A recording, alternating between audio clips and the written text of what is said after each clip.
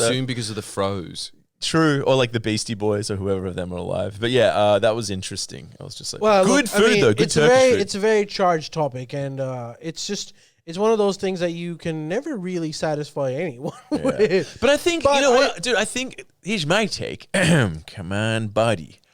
Honestly,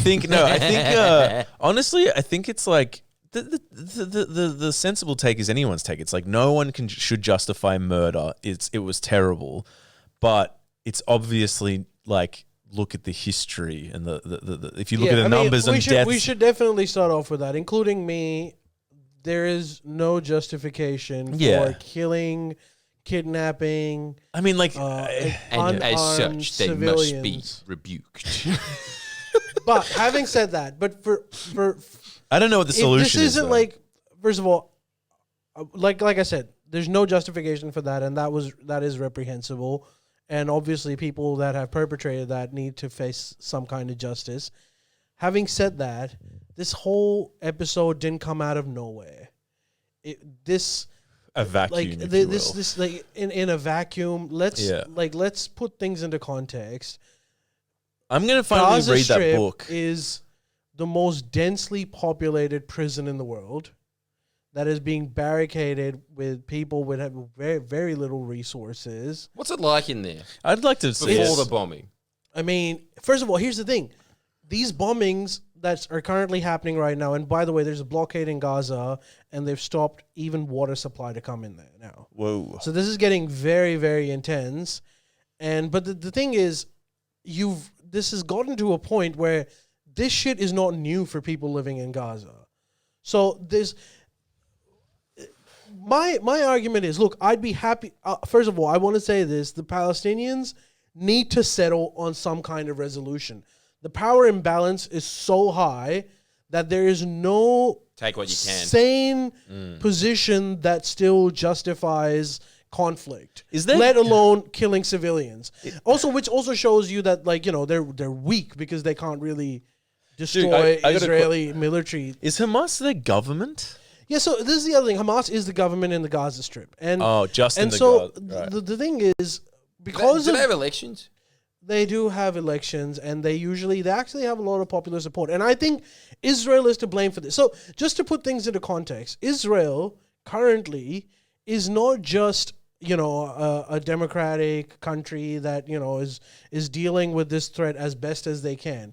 This has, in the last few years, has become this ultra right-wing nationalist government that has left no room for the Palestinians whatsoever, to the point where, like, if you push someone right to the edge and you give them no other out, then they're going to lash at you in a very, very unsavory way.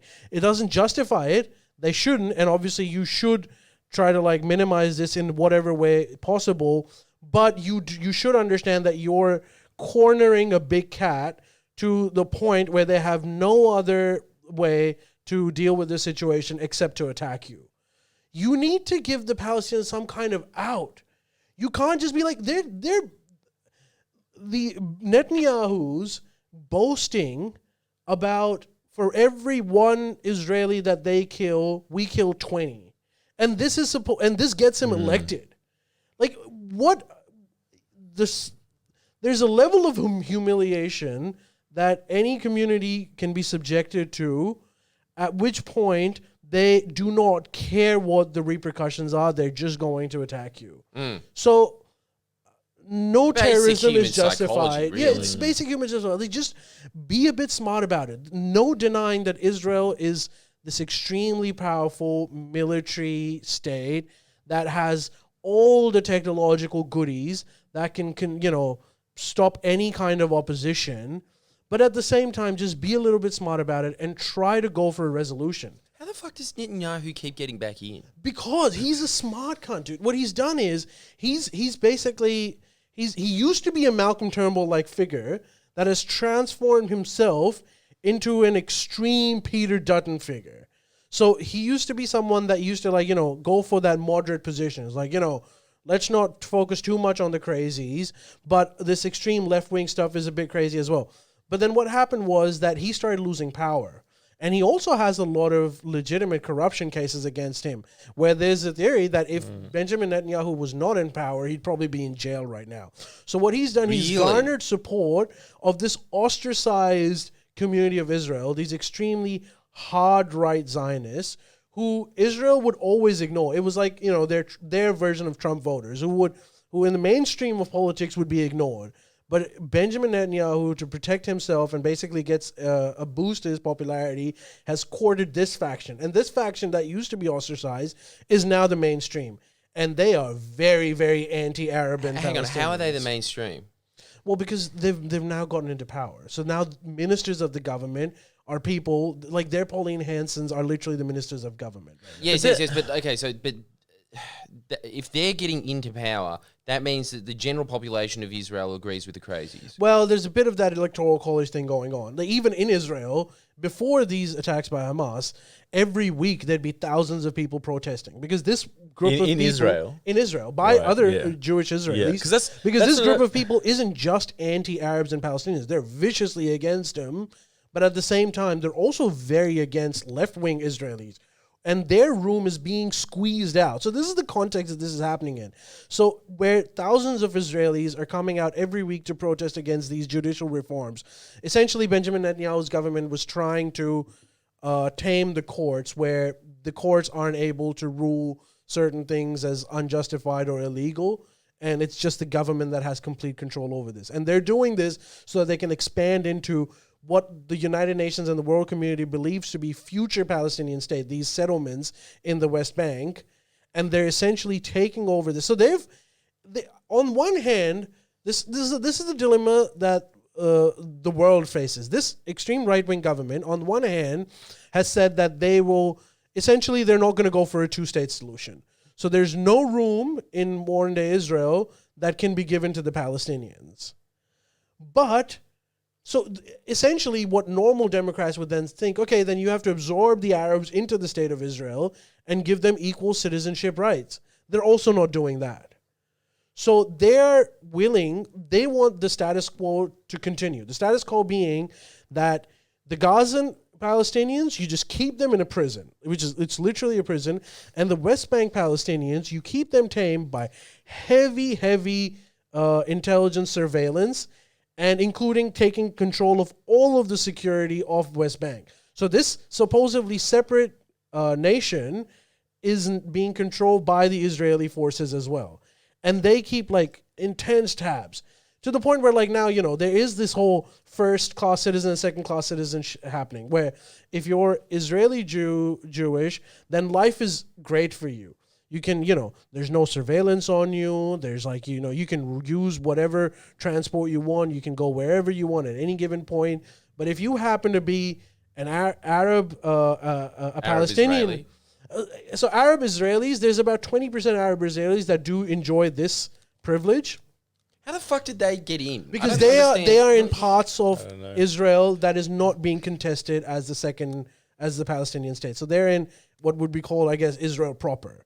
So they are subjecting the second-class treatment to West Bank Palestinians and Gazan Palestinians, which, by the way, are a majority of the Palestinians. So if you happen to be a Palestinian from the West Bank, your life is trash. The best you can hope for is to find a job in Israel that will pay you some good money and get cleared by the Israeli security establishment for you to travel every day. If you're not in one of those communities, then your life is essentially trash. So and this is also... Does Palestine have its own jobs? Does it have a government? I mean, really? It has a government, but the government's been this is the problem. So the Palestinian governments that were negotiating with Israel have essentially lost all credibility, and the only political organization that is left, which had the most hawkish views towards Israel, are Hamas.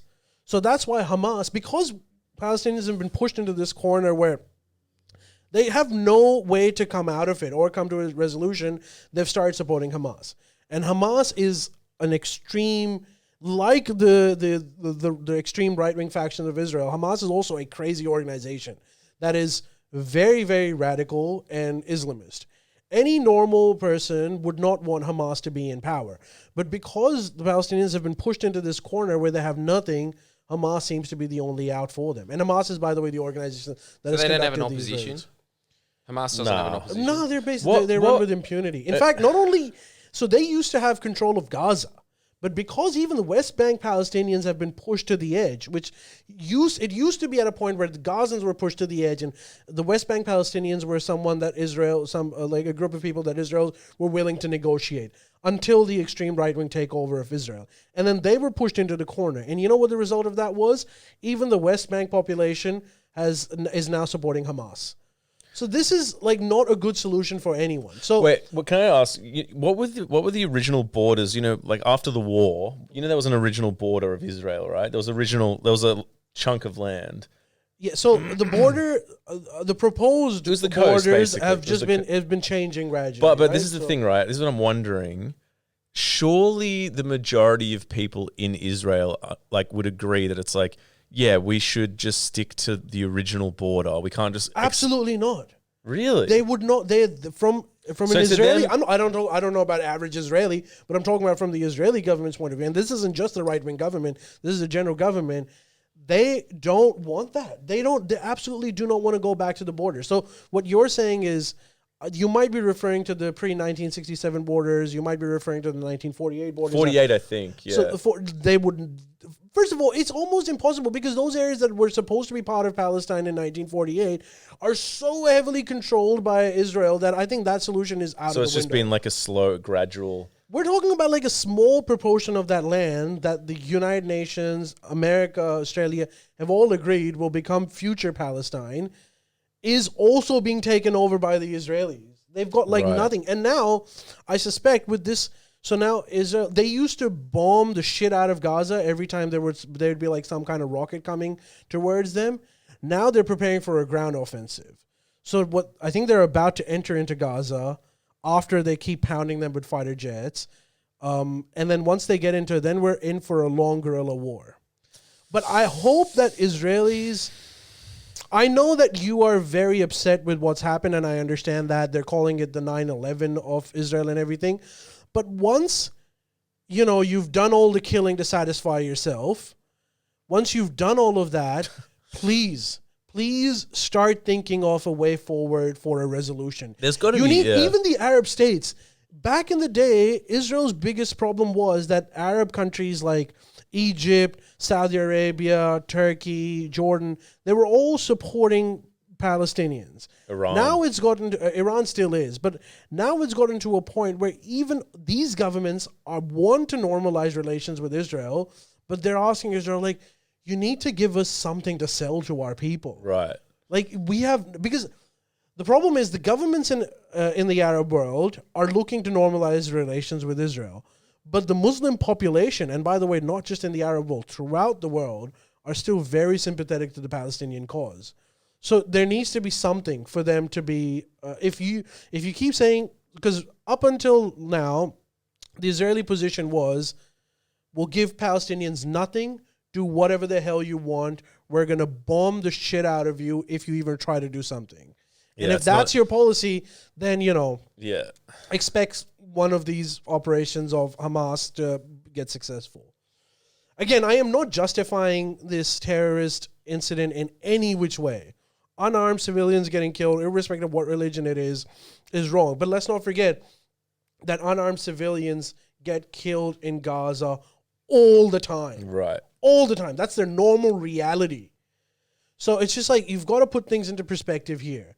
And like I said, once 9/11 happened, you knew that America was gonna go crazy, and it's the ego revenge thing. But in hindsight, even American can recognize the war in Iraq probably not the best idea. Even the war in Afghanistan probably not the best idea. And there's nothing that will stop Israelis from just unleashing fire and fury to an extent that they wouldn't have seen. But and look, keeping in mind, I know absolutely nothing about Israel and Palestine.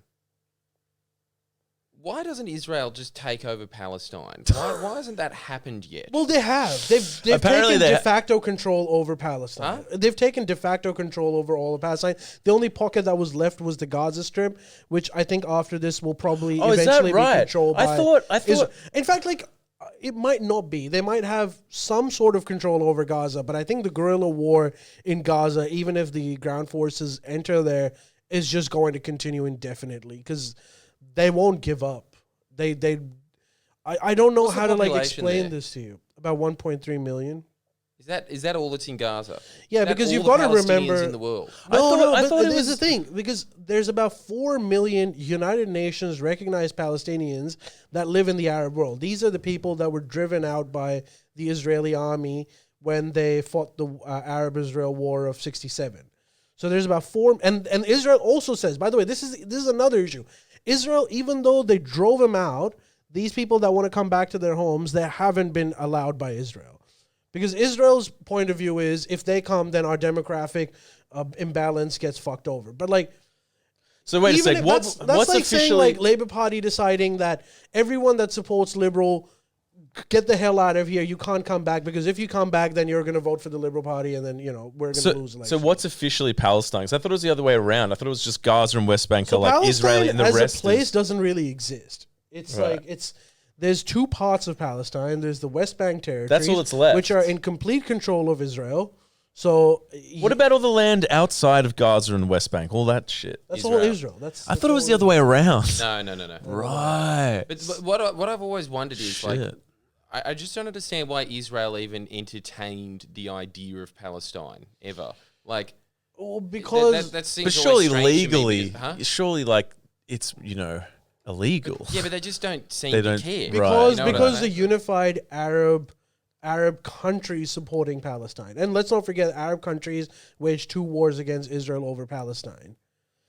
Okay, so these United Arab Front are arming So Hamas. so Jordan. is Jordan. So Israel was negotiating some kind of a solution whilst these countries were basically supporting Palestinians through military as well if required. And now these countries have sort of backed off, and so Israel's like, you get nothing, suck my dick. That's essentially their opinion right now. So I don't know what's going to happen after, but like the one thing that's clear by this is that the status quo will not continue.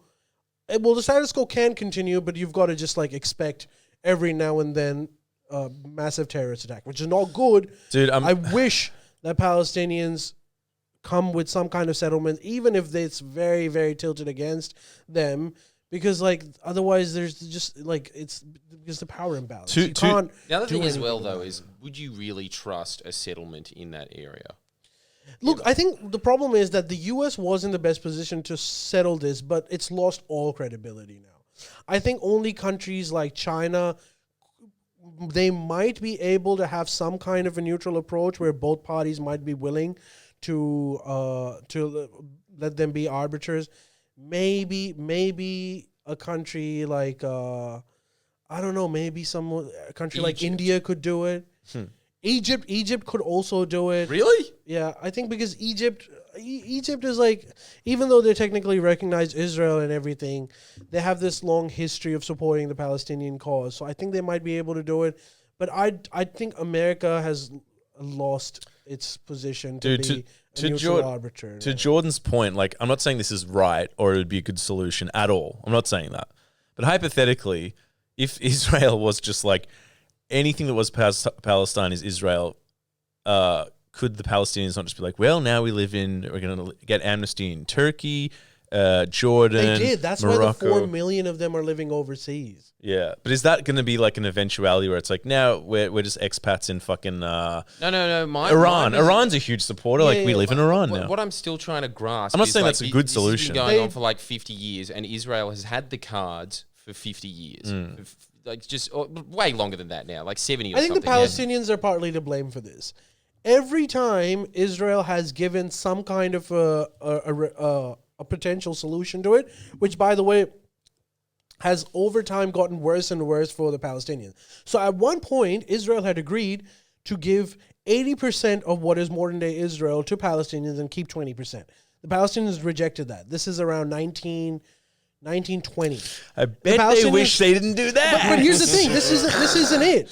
And then in 1949, the Israelis agreed to give 60% of Israel to the Palestinians Still a and good 40%, deal. and they rejected that. Shit. In 1967, they were allowed. They almost gave 30%, and they rejected that. Now the thing is, if you ask Palestinians today, they will pick all of those Yeah. solutions, right? So Imagine the first one. Palestinians are to blame where their leadership hasn't been visionary enough to accept it. And sure, that's on them. But at the same time, just because they played their cards wrong doesn't mean they get subjected to intense behavior by you for the rest of eternity now. Yeah.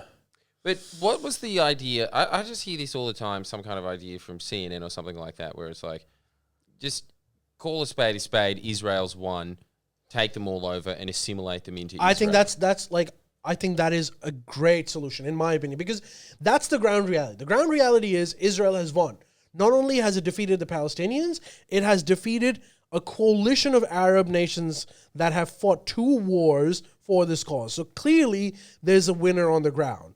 And if you are the winner, Israel, then make the entire thing one Israel, but incorporate all of the Palestinians living in those territories today into modern-day Israel, but you have to give them equal citizenship rights, which makes the demographics of Israel 60% Jewish, I think 40% Arab, which I think can be workable.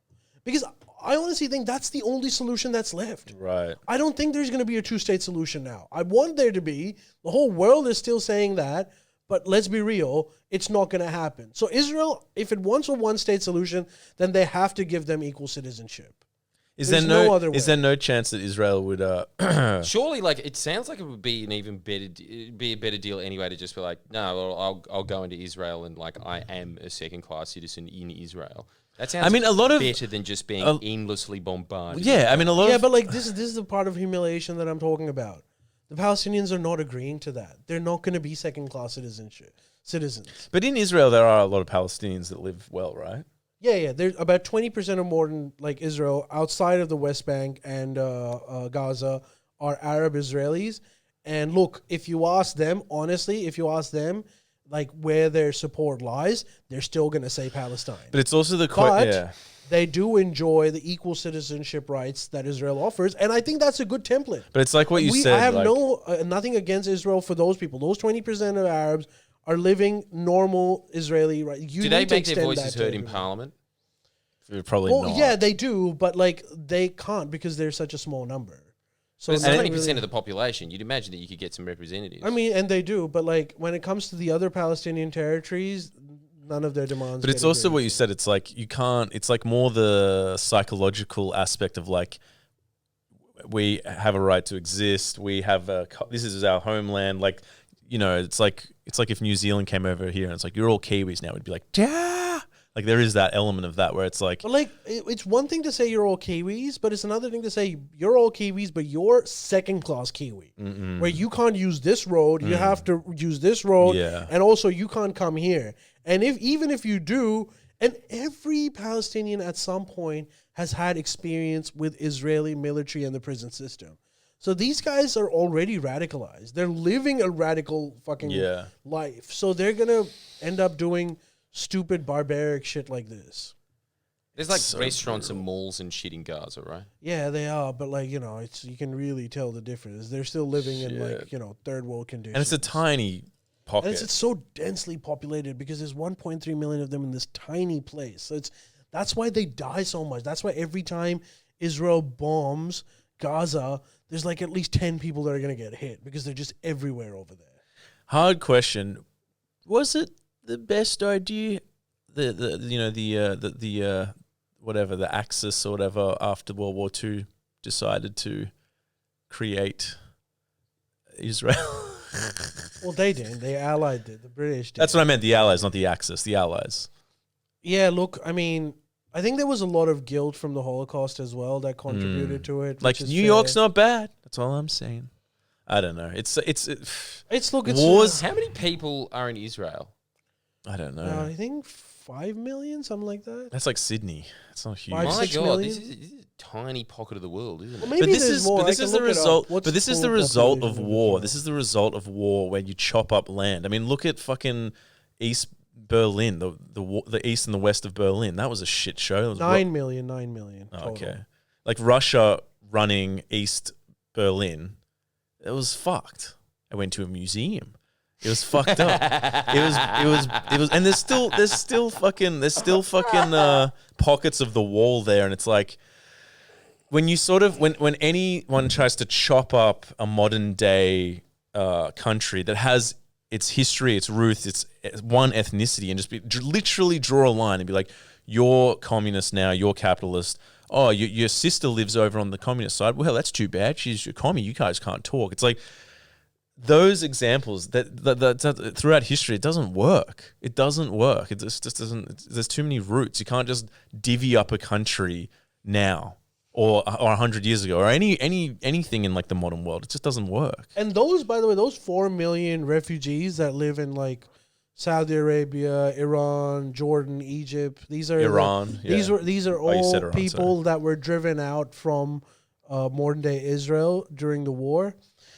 I don't think Israel would allow them to come back. And I think if that's the case, then they need to be absorbed by different countries all over the world. Which, by the way, is a big thing that Palestinians still want. They want those people to go back to their home, and they do have a moral right. It's like being driven out. It's like China invades Australia. We have to go and live in Indonesia while the war is happening. And once the war is over, we're like, okay, can we go back to Australia? And China goes like, nah, you can't come back. It's like Armenia as well. They do have a moral right. But I do also am willing to concede that point to Israel if it leads to a resolution. But that means those 4 million refugees, who, by the way, still travel on United Nations refugee passports, have to be absorbed by different countries, including... so they haven't been absorbed? No. What, so they just sit around in camps all day? Yeah, bloody well, I mean, Iraq? they live... Yeah, not just Iran. They live in a whole host of different places, and they don't have citizenship rights over there, because the idea is... So they're just sitting around in tents? Well, they're living in houses and stuff, but they don't have like equal rights anyway. Because the idea is that at one day, according to the United Nations, that one day these people will be absorbed by Israel, which is not going to happen. I don't think Israel will ever allow that. They should, but they won't. It's like Armenia, and what's that? There's a part of Armenia that's being contested as being Turkey. Azerbaijan. Is it Azerbaijan? Yeah. Like, it's a similar... I mean, anything that's got to do with land like that, it's a similar thing. It's like, this is ours, and then the other person will say, no, this is ours. It's like always over land. It's crazy. I don't know. I think what could happen is, and I think this would be good for Israel, that once this war hysteria settles down, I think Israelis need to kick Benjamin Netanyahu and the current government out. Because they're part of it for so long. I didn't even know he was still in. He's a master politician. He is one of the most talented politicians, but also pretty evil, because he has no opinions of his own. He just follows what gets him into power. Why does he care? Because part of the reason is, I mean, look, there's different views to it. Some people might think that he's power hungry. He wants to be in power. Some people think that if he isn't in power, then he's going to be in jail, because there's some serious corruption cases against him. Shit. Hell yeah. Dude, how crazy is this? Just to go back to the Berlin Wall, Stalin had these...